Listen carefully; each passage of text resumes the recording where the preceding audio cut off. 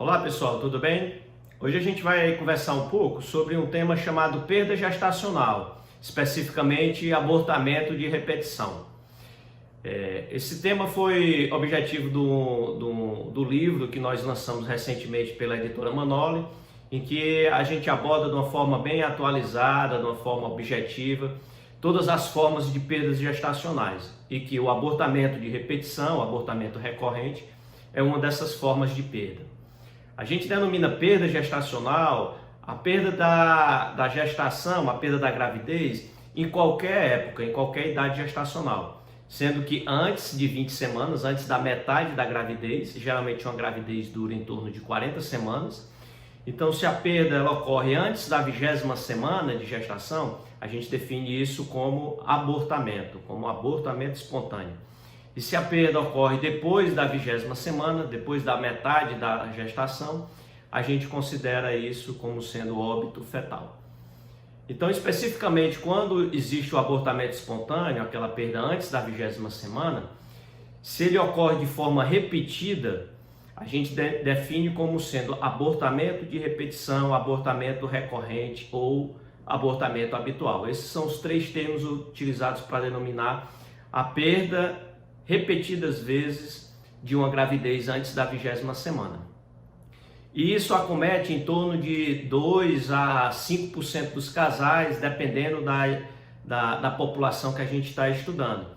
É uma perda, é uma intercorrência, uma complicação obstétrica muito traumática que acomete os casais realmente já nos procuram bem fragilizados, muitos deles com 2, 3 perdas ou mais. Resumidamente, existem vários fatores, várias causas que provocam esses abortamentos de repetição, que vão ser motivos, especificamente cada um desses fatores vão ser motivos de vídeos no futuro. Mas para a gente listar aqui quais seriam esses fatores, a gente fala do fator genético, que é quando existe alguma alteração genética do casal, ou do homem ou da mulher. E aí essa alteração ela passa para os embriões, passa para os fetos e eles vão acabar sendo abortados espontaneamente. Alterações anatômicas no formato do útero, que essa alteração a paciente já pode nascer com ela ou ela ocorrer ao longo da vida reprodutiva da mulher. As alterações hormonais, que é quando existe algum distúrbio, alguma alteração hormonal nos níveis dos hormônios, principalmente quando a gente está avaliando a tireoide da paciente. A gente já teve um vídeo anteriormente falando sobre as patologias da tireoide.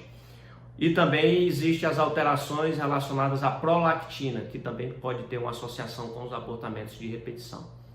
Outra causa seriam as causas relacionadas à parte imunológica, que aí entraria principalmente a síndrome antifosfolípide, que é um tipo de trombofilia. Trombofilia é um termo muito discutido nessa área, na medicina reprodutiva, mas a trombofilia ocasionada por uma alteração autoimune seria a síndrome antifosfolípide. Ela já tem uma relação muito bem clara, muito bem definida com os quadros de abortamento de repetição. Existem outras trombofilias que podem ter associação com os abortamentos de repetição, mas aí a discussão já é bem mais aprofundada na literatura.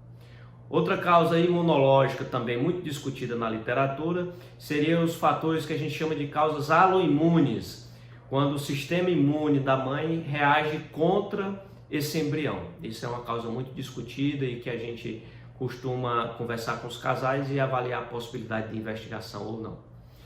E existem alguns fatores que são considerados fatores ambientais, como obesidade. A gente teve um trabalho publicado recentemente mostrando essa relação da obesidade com o abortamento de repetição. A parte de estresse, alguns hábitos, isso também podendo levar a perdas reprodutivas de repetição. Entre os fatores masculinos, além da questão genética que a gente comentou no início, alguns trabalhos sugerem que alterações espermáticas, principalmente na fragmentação do DNA, ou seja, a constituição genética desse espermatozoide, poderia também levar a quadros de abortamento de repetição. E, infelizmente, existe uma pequena parcela dos casais que a gente vai investigar e não vai conseguir encontrar causa alguma. Então, a gente vai conversar um pouco mais sobre abortamento de repetição nos próximos vídeos. Qualquer dúvida, nos envie, que nos ajudará a deixar os vídeos mais atraentes e mais informativos. Até breve.